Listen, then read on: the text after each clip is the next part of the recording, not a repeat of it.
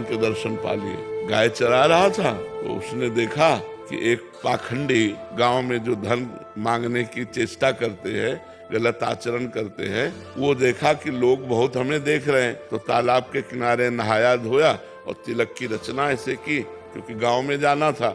अब देखा बहुत लोग देख रहे हैं तो ऐसे नाक बंद करके, बालक ही था 18-20 वर्ष का चरवाहा, वो नजदीक गया और कहा, महाराज ऐसे क्या करते हो? तो बोले, इससे भगवान के दर्शन होते हैं। अच्छा।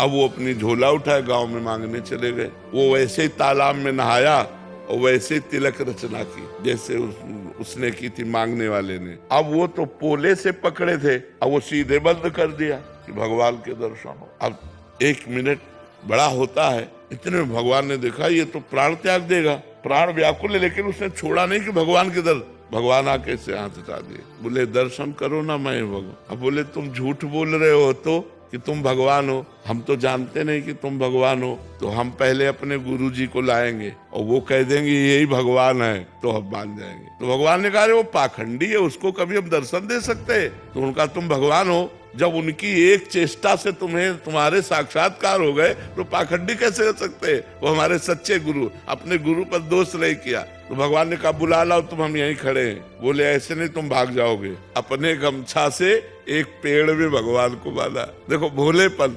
अंतर्यामी भगवान को कौन बांध सकता है? वो गए, अब वो मांग रहे थे गांव में, उनका गुरुजी चलो भगवान आए हैं, आप देखो वही भगवान है तुम्हारे वाले।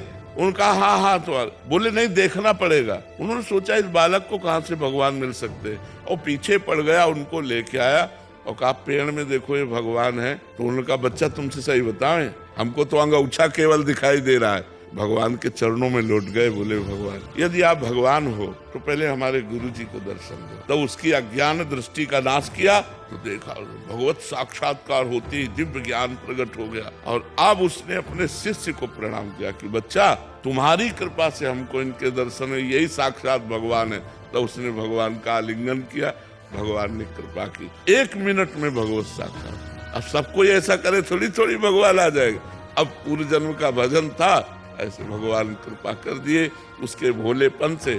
तो कई ऐसे चरित्र आते हैं कि भगवान कृपा कर दें तो किसी से कभी भी मिल सकते हैं, और भगवान अगर कृपा न करें तो फिर जन्म जन्म तपस्या करनी पड़ती है, तब भगवान की प्राप्ति होती है।